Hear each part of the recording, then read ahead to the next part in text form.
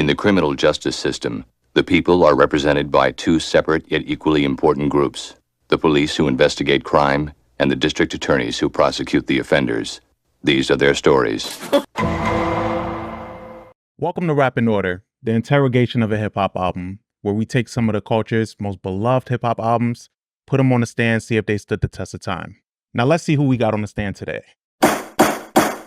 Welcome to another episode of Rap in Order. I'm First Class Regg. I'm Taurian B. How we feeling today? What we got today? Good. We got the 𝘔𝘪𝘥𝘯𝘪𝘨 Supreme collab. Very fire. Yeah, Very man. fire. Good quality too. Yeah, man. Nah, this one actually feels different than my other Supreme t-shirts. I don't know if they outsourced Like lighter? Supreme t-shirts kind of like they're like a lot heavier. This one got like a little polyester mixed in it. It's not 100% cotton. Oh, it's a Jordan brand tee. Okay, that's why. That's what it is. Okay, I like it though. I like 100% cotton sometimes. You know, yeah. It does something like that. But let's see. How you feeling about Penguin so far, Reg? Man, good shit. First 4 episodes, I mean, the 5th episode is good too. But I knew that they would have like a slight dip in the 5th episode because the 4th is like such a pillar. It like gave you the full-on reason of why Sophia is the way that she is. So fine. She's fire. And she's been fine for so long. Yeah. I feel like the internet is just realizing that. That's the wife. That is the wife from, but I never paid attention. Yeah, I never paid. And they downplay her. Fucking Margot Robbie stole the show. Yeah. And she was annoying. Like she was, yeah. And she was. They were like, "Oh yeah, that's his cousin." Nobody was looking past Margot Robbie and looking at her. So at all. You know, it is what it is. But now she's getting her full shine and she can act her ass off. Absolutely. And she's a huge comic book fan. Yeah, which is sexy. She is. And she's been saying like, "Yo, I've been wanting to play a Batman villain for so long." Yeah. Like, so that's been cool to see. Yeah, man. I know Jada Pinkett's pissed. Why? Oh, because she was in the Gotham show. Yeah, she was in the Gotham show. I forgot the character's name that she played. But yeah, she played a character. Yeah. The days of people lusting after Jada Pinkett are over. That was like just the 90s. Yeah, man, that sucks. Let's see what else we got here. Okay. Kendrick and Tyler, we already know, we announced in the last episode that Tyler has a new album coming out. But what they're setting up for 2025, it seems like they are going to be the big names in 2025 musically. Yo, the takeover of Los Angeles right now is insane. Yeah. Insane. I definitely think we're going to hit the glass break and Drake's going to come out with something that's going to shake things. Well, he does have this, he has his album with Party coming out, I think before the year ends. Right. Yeah. Yeah. I mean, did you see that 50 Cent told Drake you didn't lose? What did you lose? Bro, the way people, that's some bitch shit. That's some bitch shit. I'm very curious of I'm very curious to know what is 50 Cent's motive behind that, because I have noticed that whenever 50 Cent sees himself in somebody or identifies with somebody, he sticks with them through and through. Right. So like you got to think Soulja Boy, the Baby, Drake. Like it seems like whenever somebody is like heavily disliked, he actually like puts his arm around them and like gives them mentorship, right? Yeah. Like he tried to do that with Chief Keef, but Chief Keef just was like, "Listen, man, like I'm good. Yeah. Like you don't gotta big bro me. I'm moving to LA. Leave me alone. Yeah, I'm moving to LA. I ain't staying in Chicago. You don't gotta big bro me." But I think like he was trying to do that with Pop Smoke, but like you could like and it's not a bad thing. I mean, well, with Drake, because Drake don't need guidance from him. Drake's father's around. But yeah, and I'll just clarify why I said that's bitch shit. It's because it just further tells you that Drake lost the battle. You know, like it's not. And I think I saw like an example, and I can't think of what the example was specifically, but it just aligned with this. I think he didn't have to say anything. The more people keep talking about this, the more Drake keeps talking to academics and all these internet people, just makes him look weaker. Yeah, because also in the article, I saw that like 50 Cent was talking about like Kendrick, and he was like how like basically he said that like Kendrick is like performative and like he like all of this stuff is like kind of like he basically said he's phony, but like in a very like nice way. Like he was he was saying like I know Kendrick, because he said that Kendrick's always like wow, like always like surprised and like taken aback. But he was like no, like this motherfucker is trained. Like this motherfucker has been preparing for this. Like And I get what he like, you know, I got it, but it's just like, yo, what you on right now, bro? Yeah, like, yeah. like, you know, like it just don't make sense to me. Like, I think people like Kendrick probably trigger 50, like, because 50, he won the battles with theatrics. It wasn't necessarily about like yeah, the raps. he did, none of his It battles wasn't he about the won. raps. Yeah, Piggy Bank wasn't the most lyrical shit. No. It was all the theatrics around it and the shock value of coming at all these people on record. True. It was never just a skill. And I think a lot of people are saying that about this Drake push, but Drake was actually rapping. Like when you listen to Family Matters, Bias Aside, he's really rapping. And I think that's one thing that I'll give Drake is that like whoever is going against him, he raps. Like he steps up to the plate. He does. You know, regardless if he wins or loses. Yeah. I just think it's funny because it's like Drake is pretty much like the 2.0 of Ja Rule, right? Essentially. And 50, I guess, you know, 50 just hated him. I don't think 50 hated Ja Rule's music like he says. He just hated Ja Rule. Yeah, he didn't like Ja Rule, so he just found that angle. Yeah, he just found the angle. Because I'm just like, the same thing could have been said to Ja Rule. Like, because basically he said to Drake, you still rich, right? Like, people just get tired of your music after a while. That's literally what happened to Ja Rule. We just got tired of him saying we wanted to change. Somebody was like, that's probably the conversation that Irv had with Ja.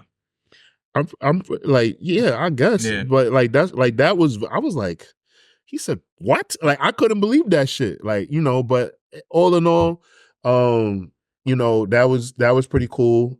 Speaking of, you know, news outlets like SZA interviewed Kendrick and the hip hop journalists are mad. Are you mad? I'm not upset. I think it's cool. I think hip hop media kind of just reaches some. It's not that it plateaus, but it reaches a certain level where it's like, all right, let's talk to other people. Let's broaden this conversation. Let's heighten this. But also, I think it's unfortunate in that same breath because I think he very much could find somebody to talk to. And Kendrick is such a big name. It doesn't matter who he speaks to. Because a lot of people were saying, oh, it probably wouldn't reach that many people. And it's like, well, no. Nobody knew who Bobby, whatever her name is, Althoff was before Drake spoke to her. And she blew up off of that. It doesn't matter the level of the talent. It just matters the talent that's speaking to them. And people are going to listen. I think a lot of these talented people within the hip hop community, they're not doing their research properly. And some of them are slighted in these conversations that the media landscape is having about them. So they're like, you know what? Fuck you. I'm never talking to you. Y'all just bit yourself in the foot and I'm not gonna fuck with you. I'm gonna go find anyone else, you know? So like in a certain aspect in this space, we've been damaging to the connects as well. Yeah, I agree. I'm gonna piggyback off of you. So I might repeat a little bit what Regg said. Somebody told me that we be repeating each other. But I think that on both sides, they both did things that kind of like messed it up for the future. I think that a lot of journalists that artists would trust and say anything around, like when Drake made that comment about Jay-Z loving art and a journalist released it, I think that's an example of, yo, come on, man, what you doing? Like, I'll never, you know, now I'll never trust a journalist again. Yeah, right? Drake said that he made those comments off the record. Right, and he made those comments off the record, or vice versa, where like, you know, somebody like Puff threatened Elliot Wilson's wife when they had an article in Vibe because she released certain things, and like he like threatened her and was like, I want to see the cover or whatever like that. So I think it's like on both sides there were like kind of like offenses made where it's like the trust was like gone. And like I always think about the movie Almost Famous. Almost Famous is one of my favorite movies like ever, right? Where like they were saying, don't trust the journalist. The journalist is not your friend. Like that's a thing for celebrities, athletes, artists.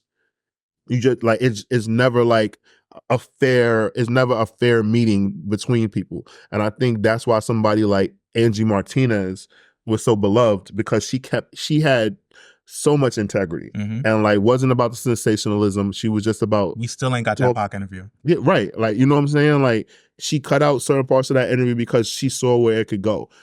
Wendy Williams would have had that interview, that entire interview would have been up, and Tupac probably said all kinds of crazy shit. He probably said things about Jews, all of that stuff. Like so I just think that in and media, there are things that are said on both ends, and it just never works out properly. Shit, we having the same situation right now with Stephen A. Smith and Jaylen Brown.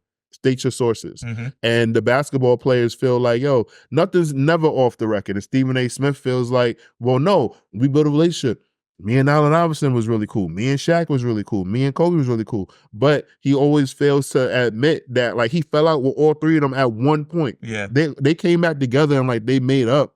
But, like, he had beef with them at one point, and that's a reason. Yeah. Like, you know, it's about a trust thing, and I think that's what happened. So Kendrick trusts SZA.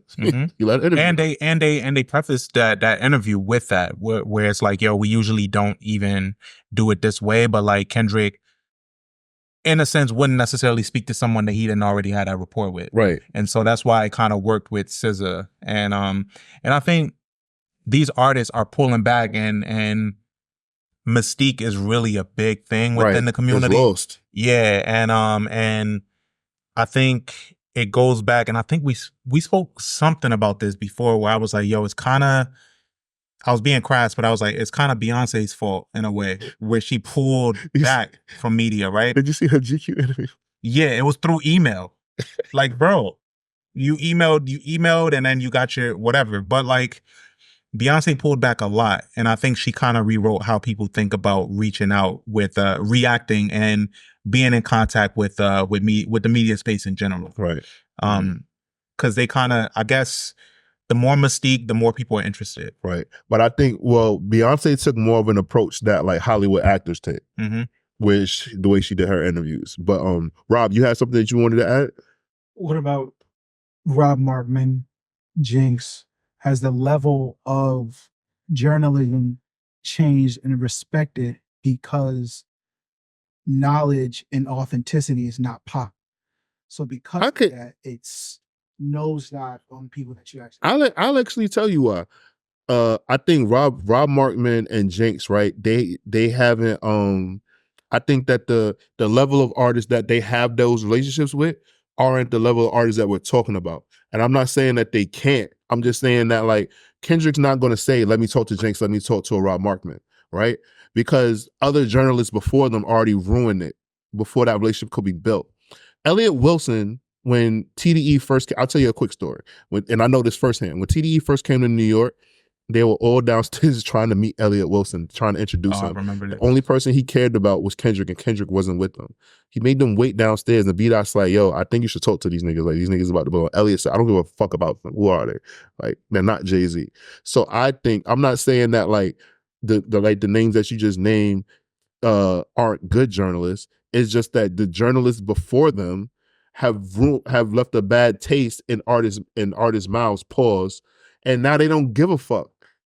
I think Jinx has the most integrity. I don't know this man personally. Me and Jinx have mutual friends, but I will say that Jinx is probably one of the most stand-up people in journalism, right?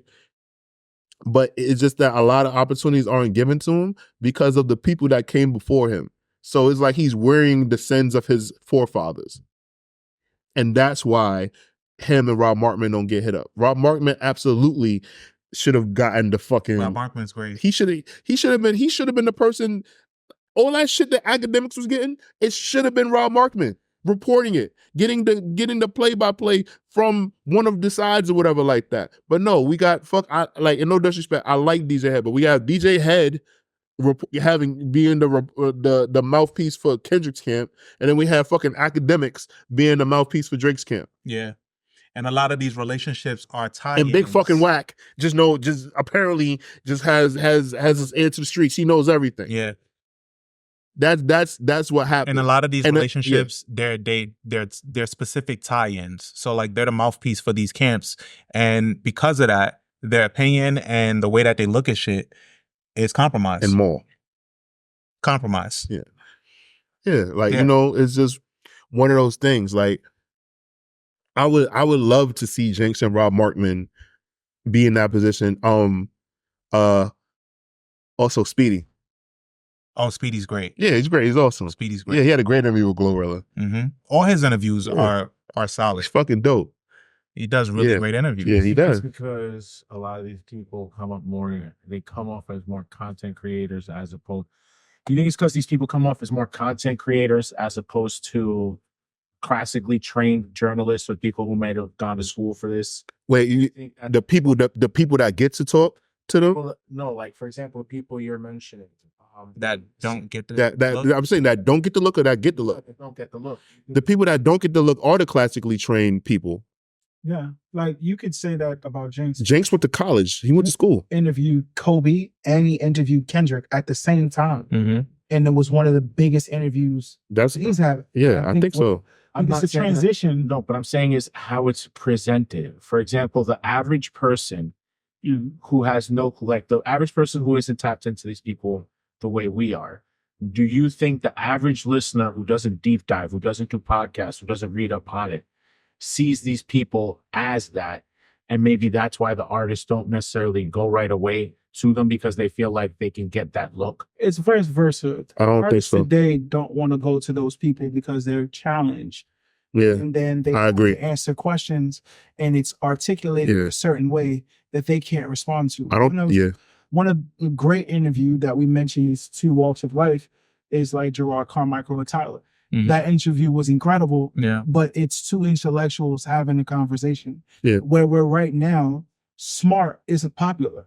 So because smart is not popular, the smart people don't get the interviews. It's the people who are more popular and more polarizing that are not accountable for what they say, so they can go and do that. Okay. So you have academics that have a big media year. Like the so you got Rob Market talking about fucking comic books.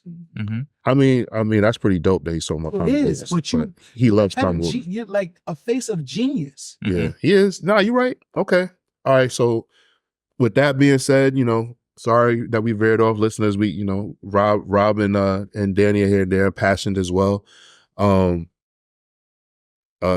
get into this album. Yeah, man. So album that we're doing today is from a very notable group from the early 90s, and they just got inducted into the Rock and Roll Hall of Fame. And which is, I never really know how those things are picked and who's on the sidelines, who makes these calls or whatever. Genre. Right? Okay. So that cause somebody asked how does Jay-Z get into the Rock and Roll Hall of Fame before Cher? Well, what people don't know is that Cher didn't fuck with the Rock and Roll Hall of Fame for years. They've been trying to induct her, and I forgot there was some big dispute. But if you think about it, hip hop just started being acknowledged into the Rock and Roll Hall of Fame. So they're trying to so every time they put somebody in, they try to make sure it's a notable act and a person who has a group or an act that has reached multiple milestones and stuff like that. So with hip hop, they have to make a big splash. And then with other rock groups, it's a nomination thing where it has to be a certain amount of votes. So that means every year, 1 year that person might be somebody who just misses it, and then the next year the person who's eligible, that let's say Crosby, Stills, and Nash are supposed to get in, right? And then but the group that's before them is friggin' I don't know, I don't know. I'm trying to think of another folk band. There's another folk band or whatever like that. But they don't get in before what the fuck is his name? Damn, Willie Nelson. And then they're oh man, we got to put Willie in there. Right. It becomes a thing. But hip hop is fairly young. The hip hop is only 50 years old, where these other genres of music are over 100 years old. So there's more acts than hip hop. So in hip hop, we're going to see a lot more people get put in fast paced. I'm pretty sure Nas has to be a shoo-in for next year. So I just think that it's a thing where they're just playing catch up with hip hop because they had to reach back. So there's a bunch of people that need to get inducted that were pioneers in hip hop, and then they'll start catching up with certain people. They got to make a splash with the name, so that's why they're all right, we gotta get Jay-Z and LL Cool J and shit like that. I know Run DMC is in the Rock and Roll Hall of Fame. Yeah. So they got to do things that. Yeah, that makes sense. So this group in particular, talking about the Tribe Called Quest, and the album that we're getting into today is Midnight Marauders, which was released November 9th, 1993. Midnight Marauders is the third album from Tribe Called Quest with production mainly handled by Q-Tip, of course, and contribution from Large Professor, Ali Shaheed Muhammad. Album features an eclectic, gritty sound based on jazz, funk, soul, and R&B samples, in addition to socially conscious lyrics. Album debuted at number 8 on Billboard's charts, led by Electric Relaxation and Award Tour. When was your first time listening to this album? Do you recall? Yeah, my mom had it. This was just an album that like it just got played. It felt like the soundtrack. So like at one point in my life, like I felt like I heard this song every day. Like, and then the beginning of Electric Relaxation, doom, doom, doom. Like I felt like everywhere I went, like I heard that bass drop as a kid when I was walking somewhere. Like if I ever created a movie on my life, there will be a part where like that, like I'm walking somewhere and that the beginning strings are being played because like it just felt like that was like a thing for me. Yeah. So the album cover is like what drew me in, like first and foremost, because like I used to like look at my mom's CDs and tapes and just like look at the album covers and like read them and shit like that. Even though like I didn't like, I just didn't know. I know who Q-Tip was because like my mom like got like Word Up magazine and stuff. Yeah. So like I would like read her Word Up magazines and stuff. So like, I know who Q-Tip was, and like back then it was rumored that he was dating Janet Jackson while they was filming Poetic Justice.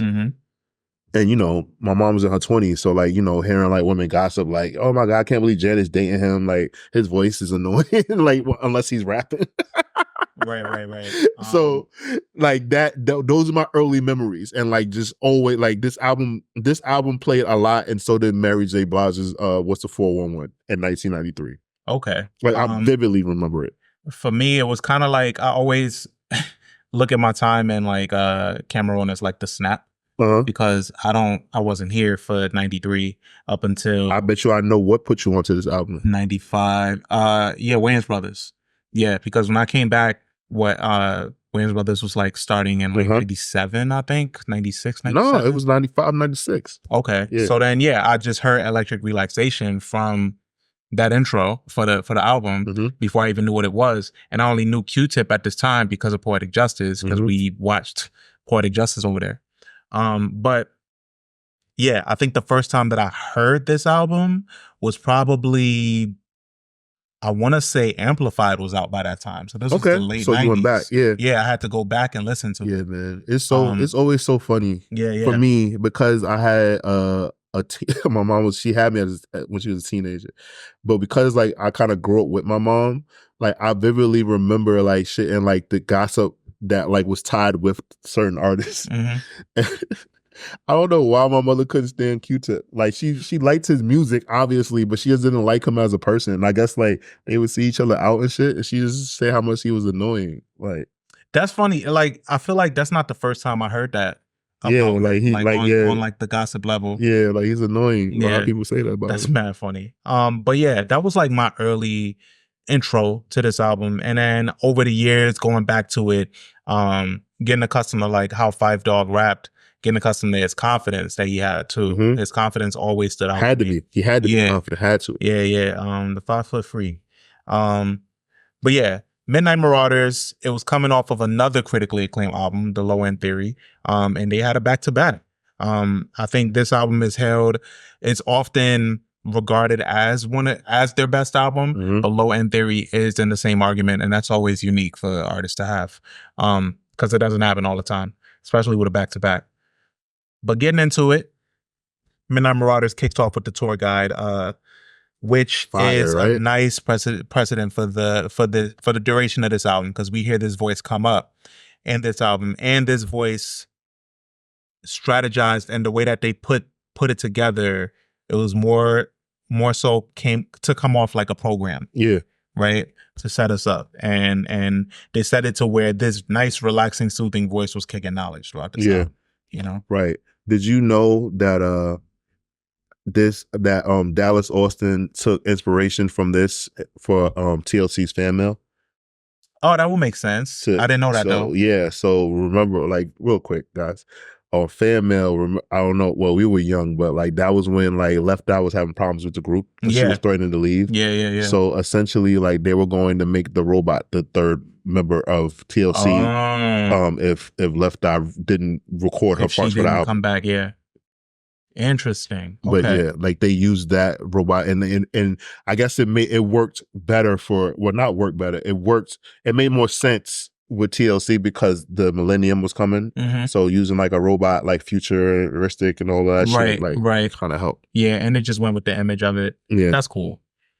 So that takes us into Steve Biko. Steve Biko. Biko. Yeah. Stir It Up. Named with the intent of having listeners go back to look up who this person is. And this is what I was kind of alluding to in a previous episode when I was talking about Scotty Beam. You know, it's not necessarily the same type of comparison. It is not the same, Reg. This makes sense. No, but I'm saying like this makes sense in the sense of like, all right, we named it that with the intent of getting people to go look up who that is.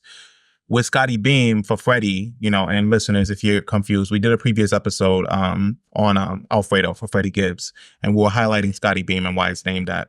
But for that, I think it's all about knowing your audience. So like him talking about police brutality, Freddie Gibbs is who I'm referencing. Him talking about police brutality and naming it something serious that references Gil Scott-Heron. His audience is not accustomed to him talking about stuff like that. But they are accustomed to him talking about beautiful women and models and stuff like that. So kind of a way to kind of force feed them some content that they're not accustomed to from him. Just name them after somebody that's like beautiful that they're familiar with. And with this, it's like naming it this for the curious listener. They're like, who is that? And that's exactly what they want. Okay. You know, South African anti-apartheid activist. Song is about Black pride and resilience. The song sets the tone for the entire album. Tip's opening verse, Chef's Kiss. Yeah. Another artist where I would say, well, you know, in the last episode we talked about like some artists with like very unique voices in hip hop. Q-Tip is that person. I also wanted to mention like the lore of the album cover. Yeah. There's 71 people they took photos of 71 different people.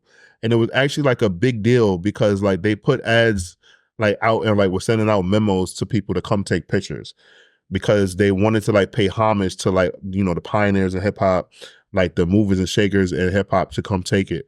And like some people actually made the album cover that like were not important at all.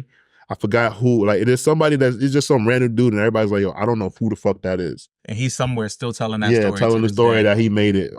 So I just wanted to say that little tidbit. Also, I wanted to talk about the fact that like this project was kind of like the writings on the wall with the cracks happening in the group between Phife and Tip.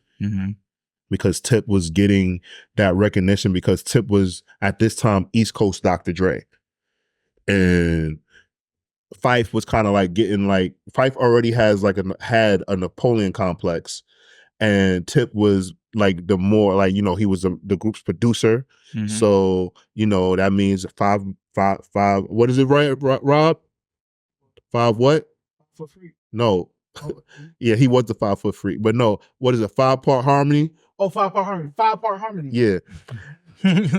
Yeah, 5-part harmony. That's what Q-Tip wanted. And like Phife had to follow those rules, but Phife was like, I got my own ideas. And Tip was like, you know, you don't get paid to think. You get paid to rap on the beats that I produce for us. Yeah. And I think like they just started having a problem. And then, you know, Phife was sick and he was suffering with his diabetes. Yeah. Also, what I found funny was this was when Tip started being more spiritual and getting into his religion of being a 5%er. And like, you know, Phife, like he was in the Zulu Nation and shit like that, but you know, he still ate pork and shit, and that used to cause problems. Right. Like imagine you come to the studio and your man just got pork fried rice right in front of you. You're just like, yo. Like, fuck are you doing? Yeah. But yeah, I just wanted to like just mention that, and then also like mention like the influence. You know, you got the Neptunes, you got Dilla, you got Common, you got Bink, you got Just Blaze, Kanye, of course.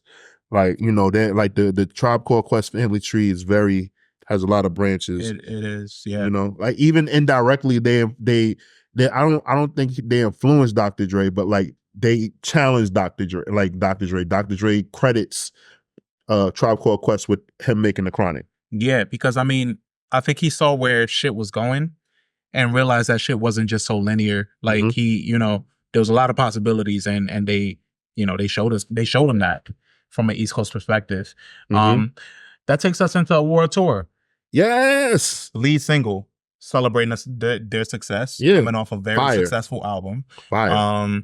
It's cool. It's always cool to hear rappers kick they shit like this. Yeah. Like, yo, this is where we at. Like, this is the success that we reaping. Yeah. You know, we on a world tour. Yeah. We winning everything. We got the accolades. I wish that the Grammys could have got shit right, because like I truly feel that like them performing this at the Grammys, them getting an award at the Grammys for this, like when they, you know, like I think this, man, that would, I think that like that would have put a Tribe Called Quest in like another stratosphere, man. I think so like, they too. deserved it. I think also they, for some reason, they do get forgotten about, and it's probably because of that. I think in a lot of the conversations with rappers and with just some greats from the 90s, I feel like the conversations that I've had, people are like, yeah, and a Tribe Called Quest. And Yeah, it's like, it's always, yeah. like, I feel like Mobb Deep comes up before them in those conversations, and all these other groups. And because Tribe Called Quest was peaceful. They just rapped. You know, there was no controversy with them, really. Their biggest controversy was that you know, they broke up, like, you know, on some Beatles shit. Yeah, that's true. 8 Million Stories, Five Dogs solo. Yo, fucked up day. Yeah, it's a fucked up day, and like this is shout out to Court and Danny, my two dark humor loving friends. I felt like this song was like just Phife just making fun of himself, just dealing with it. Like he just found the humor in like his shortcomings. Yeah, and also he said a lot of the stories he was just coming up with and like making up because he knew it would be good. Yeah. And I think what's so cool about Fife's voice and his delivery is that like even though he's describing a bad day, he sounds so good. Yeah. Just sounds right. He sounds like upbeat. He doesn't, you know, it's not like he's trying to play into like a different voice to describe this day. He's just recalling some fucked up shit. Yeah. I can't knock that. Like, yeah, like I just think like, you know, knowing how to like just display that, and like that's talent right there. Being able to like, you know, just poke fun at yourself, like not take yourself too seriously. Like I think that's a very good characteristic. I think that I used to do it. So this is what I'm saying. I'm not judging people. When you take yourself too seriously, sometimes I think that it kind of like stops you from like kind of like smelling the roses. Right. That's true. You know, that's so true. like obviously, again, I want to make it clear, I used to take myself very seriously, ladies and gentlemen. Once I learned to not take myself seriously, life got 10 times better. You ain't come here for knowledge, did you? But you got it. Yeah, you got it. Sure did. Sucker Nigga. Tip Fly solo. It's funny because when I heard it, when you see the name, right? Like I never really like thought about like the words in this song until I really listened to it. And I was like, oh, wait, he's talking about like you shouldn't be saying the word nigga. Like maybe he should have named, I think he should have named it something else opposed to sucker nigga. Because like you hear sucker nigga, you think he's talking about a sucker nigga. Yeah. But no, he's not. He's basically just saying like, you know, oh yo, the word like the word nigga and its association with the black community. I just thought that was like very like clever. Yeah, and to do. Nigga first was used in the Deep South, and then it's kind of building on the adversity of the word, right? Yeah. And not necessarily. He's talking about obviously people questioning the use of the word, but he's saying why we use it, and reclaiming kind of like the bad, I guess, vibe that it has, you know, and using it for our own and for our own merit. Agreed. I thought, yeah, it's a dope solo record, especially for Tip. What about Midnight? It's dope because basically Midnight explains what the whole album is about. It's about being in New York City at the nighttime, marauding around New York City. And the night on the mind, the sun would still shine. Yeah, and it's funny because I remember at one point in my life, like breaking night was a big deal with my friends. Yeah. Like, and I remember like we dream of doing that now. Yeah, y'all know I can't dream of doing that. Y'all, yeah, right. I do that should have happened on accident. But yeah, like that used to be like a thing, like moving around New York City at night and like seeing the sun come up was a thing with me and my friends. Like, you know, I remember when I was younger, it was this club, it was called Club Speed. and like my friends would go there and like artists would like perform. I believed at this time Joel Santana performed. So like, and like we were out and we went and we got out of it and like we like were trying to like talk to girls and stuff like that. We wound up going to a diner and just being out and like opposed to like, you know, like we was like broke kids because we took the train downtown and like the train was taking forever and we wound up just walking back to Harlem from downtown Manhattan, from clubs, from the diner on 14th Street to like just cuz. Like, and it was just like a thing, like just being around New York City, like seeing the city at night while it was sleeping, quote unquote, and like, you know, just seeing things. Like it's such like a good memory, and this song makes me think about nights like that, like just being with my friends, because like this was when I was back and forth between Atlanta and New York, and it was just like I was like that, like that's how I decided I was coming back to New York, because I was like, I never do this in Atlanta.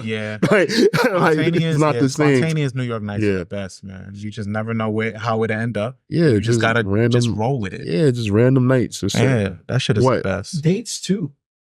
Spontaneous dates. Then broke into those are the best. Yeah. Absolutely. Now I always wind up taking the shorty back to the house fucking. I don't know about you, Rob. What? He's like, fuck all this street shit. I'm in a house. I'm in a house. If I got a girl with me, I'm the juicy fruit. You did. What that takes us into We Can Get Down. We Can Get Down is one of my Raphael Sadiq on the digital person. Yes, for midnight. Yeah. Thank you. Body. Thank you. Body that. Stage name Wiggins, I think it was. Yeah, Raphael Sadiq, man, one of the GOATs. We Can Get Down is another pivotal part for this album for me. I think he said, I think Fife said we have a slow rappers pushing positivity. And then he said, Mayor Berry smoking crack. Let's preach about that. Yeah. So like, let's take some of this heat off of the rap community. You know, and this is 93. This is the thick of like the scrutiny of hip hop. Yeah. And so I love telling people the story of Marion Barry that don't know about it. It's fucking hilarious. Bitch set me up. I love that story. I thought that this song was also unique because it was unique because they were rapping about being unique. Because back then, like everybody had to have their own style, their own. It wasn't cookie cutter like how it is today, where like now like people kind of like are like chasing a certain sound. Like if a person was chasing the sound, they were generic. Like, oh, like, you know, that's how you were able to identify like who was real and who was, you know, manufactured or whatever like that. Like, or quote, I guess they would have been called an industry plant back, like now, but back then, right? So I think that with that being said, like it was just very interesting to me that when people came out in hip hop a long time ago, like you had to be authentic. You had to be one of one or whatever like that. Like nobody sounded like Q-Tip, nobody produced like Q-Tip. Like, you know, nobody sounded like Phife Dawg, nobody dressed like Phife Dawg. Like nobody's videos looked like Tribe Called Quest videos. And like that's what I took from this song. Like, oh shit, okay, like they're acknowledging like they, you know what I'm saying, they don't like fucking biters. Yeah.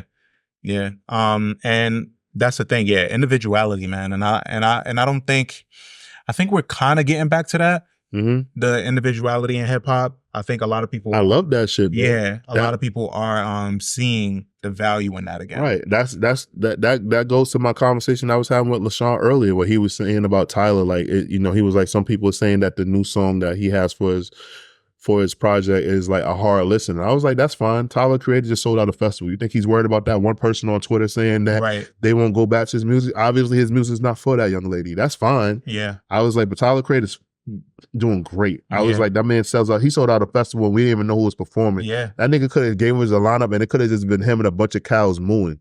Like, he already got your fucking money. Yeah, you already got your money. Like, Electric Relaxation. Yes. What a fucking classic. What a classic. Really, really defines that New York sound that I love. You know, there's Shook Ones, Electric Relaxation.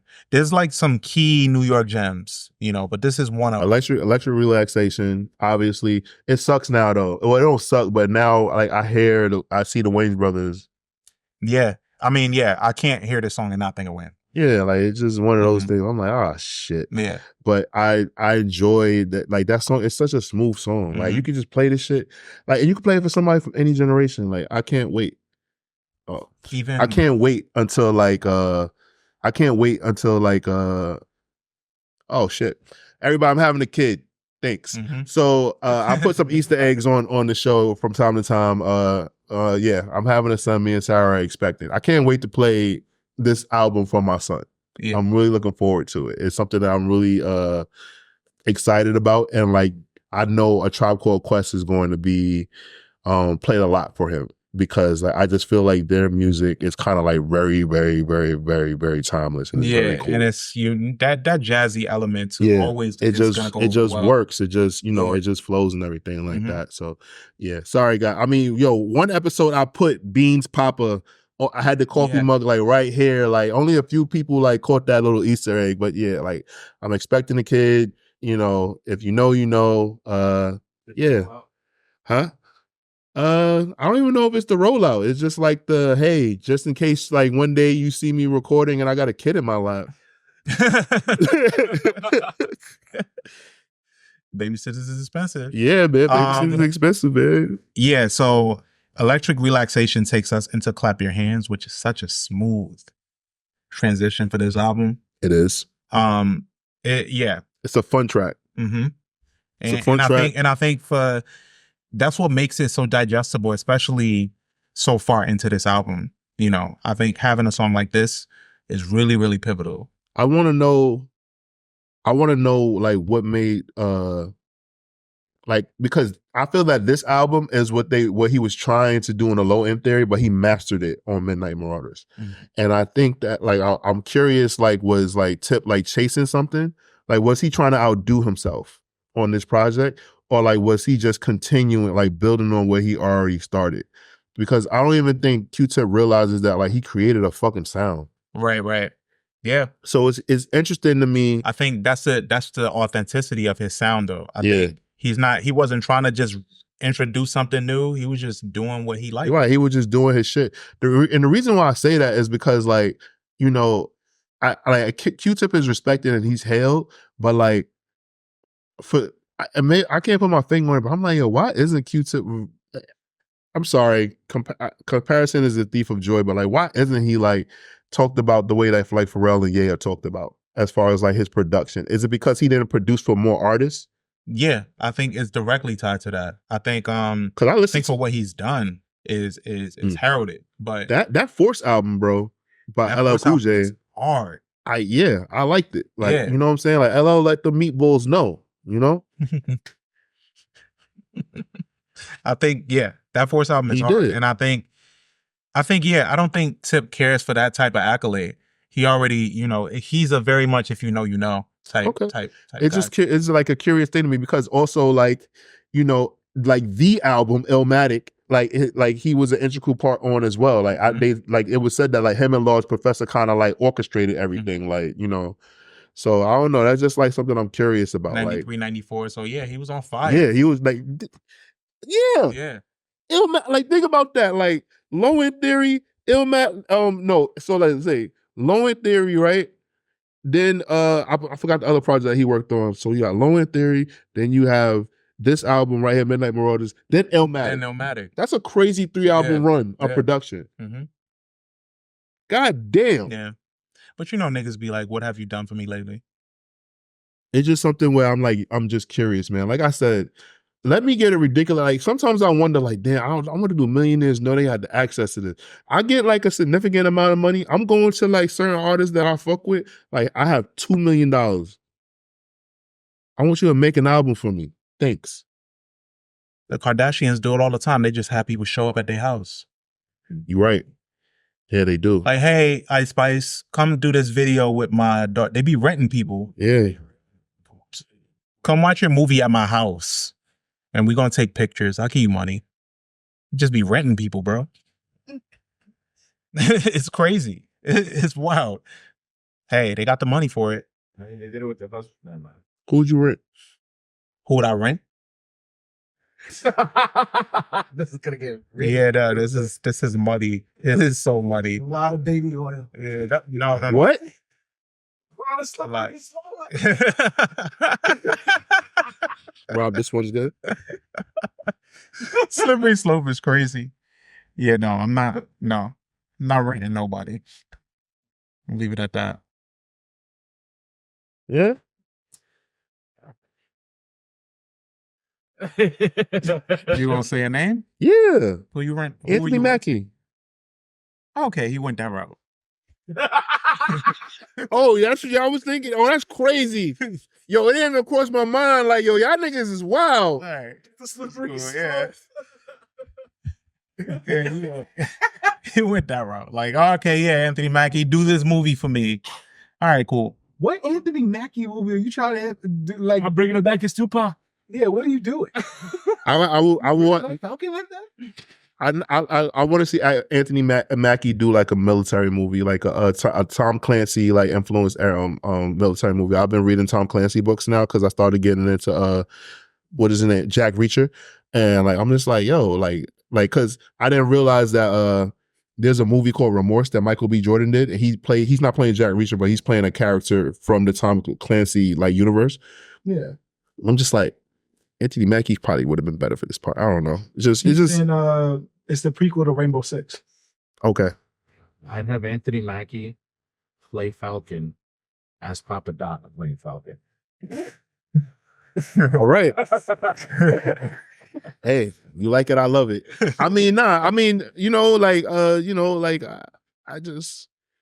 I my mind didn't go where y'all minds went. I mean, but okay. All right. I will say a woman that I would rent, and I would want her to actually act in a movie, not whatever the fuck y'all was thinking. Rashida Jones. I would want her to be in a rom-com. Okay. Yo, y'all niggas, this is movie. Y'all niggas are sick. Bro. I'm thinking like, yo, like, I would rent people like, y'all said the Kardashians rent people to watch movies and make TikToks with them. Yeah. And then like, that's what the realm I'm in. I'm That's talking what about I'm gonna recording albums and shit. That's what I'm gonna do too. We're gonna watch movies. If you come on, Reg, you know you want to watch Coming to America anymore. That'd be fly. You know you do. Yeah. The Cameroon moments. Mhm. How did you know? Are you from Cameroon? You talk about it all the time. Yeah, that'd be cool. Cameroon reference was Trading Places though. But I get it. Sick.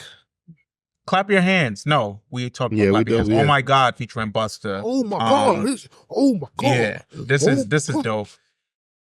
Fife went crazy. He did go crazy. He said, when's the last time you heard a Funky Diabetic? Like, I just like the way he owns all like his he owns quote all- unquote shortcomings. when you're a short person, right? It's fight or flight. You either gotta own it or you gonna get teased and made of for life.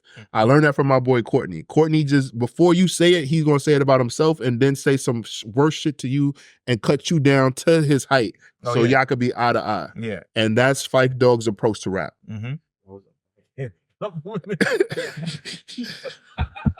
But Courtney, yeah, Courtney's he's a confident guy. Always been that way. But keep it rolling with Large Professor, who we already referenced. Yeah. Really great Roy Ayers sample.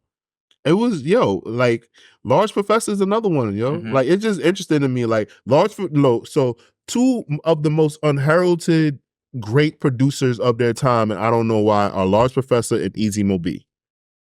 Yes, Easy Mo B. Absolutely. People just kind of just forget. Like, and I forgot like if something happened, like he fell out with somebody. Like I want to say I've seen that come across my YouTube timeline. I'm pretty sure it'll come up on my algorithm now that I'm talking about it. Mhm. But yeah, I feel like Large Pro, like it, like he's very, if you know, you know. Yeah. Very. A lot of the hip hop greats from this time frame Yeah. are that way. Right. It seems like Premier kind of gets a majority of that share. He does. Lion's share. And I mean, And it's people also deserved. misunderstand people because he's so New York embedded. People think he's from New York. That's crazy, right? Yeah. Right? He's so Man's it's the from Houston, scratching. Texas. It's the scratches. Shout out to Derek Jeter's sister. Oh yeah. He's married to Derek Jeter's sister. Yeah, Yeah. that's cool. That's his baby mama. That's his wife. Okay. So yeah. Keeping It Rolling goes into the Chase Part 2, which Fife also fucking bodies.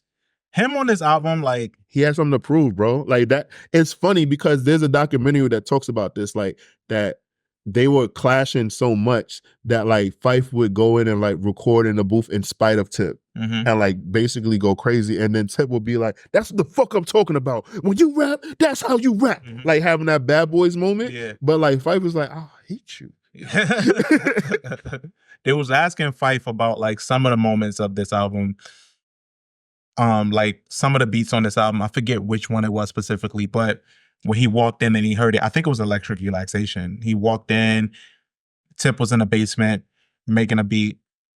He was like, yo, I didn't even say hi to my grandmother because I walked in and I heard the beat and I just went straight downstairs like, yo, what the fuck is this?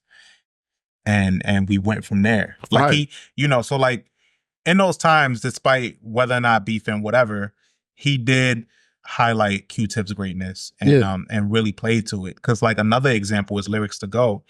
That Minnie Riperton sample that like is constant throughout where you just hear the harmony and they rap over that. Nobody had did some shit like that. And when Fife heard it, he knew it was special. Shout out to Maya Rudolph. Yeah. Shout out to Maya Rudolph. AKA Kamala Harris on SNL. One of my favorite Nepo babies. Yeah, man. She's great. Yo, bro, like that's is very interesting that like there's certain like this album is so like praised and like propped up on one hand, and then on the other hand, I don't think that it gets propped up enough. Like I could absolutely say that like this album is slept on, even though it's considered like it's on every great album list. Yeah. But it's just not talked about enough because it's a different avenue of rap. It's completely different from what the masses are accustomed to. So like you're either, if you're a rap fan of the 90s, most fans are specific rap fans. You know, Wu-Tang is going to come up, Enter the Wu-Tang. Automatically, that's a different street from this album. Right. Like, and then you're going to stick to that street because you're already there. So it's like Enter the Wu, The Infamous, you know, and then you're going to go into 98, DMX, all of this shit that's like on that same wave. The person that names this album already lives on that different Ave. I've like, you want to know what's funny is that I've been living with 3 Feet and Rising for the past 2 years in preparation to actually do you want to do that album. Because like I just been like, I'm like, all right, like I want to be very confident because I never listened to that album before, unfortunately, until like they just like had that like resurgence. And I'm like, damn, like when it like, you know, because one of the members, I think his name is 𝘔𝘪𝘥𝘯𝘪𝘥𝘀, was on this album. And yes, rest in peace. And like I was like, yo, like they were all in that lane is what I'm just saying, like when I'm thinking about it, like because 3 Feet and Rising is hailed as one of the greatest rap albums of all time as well.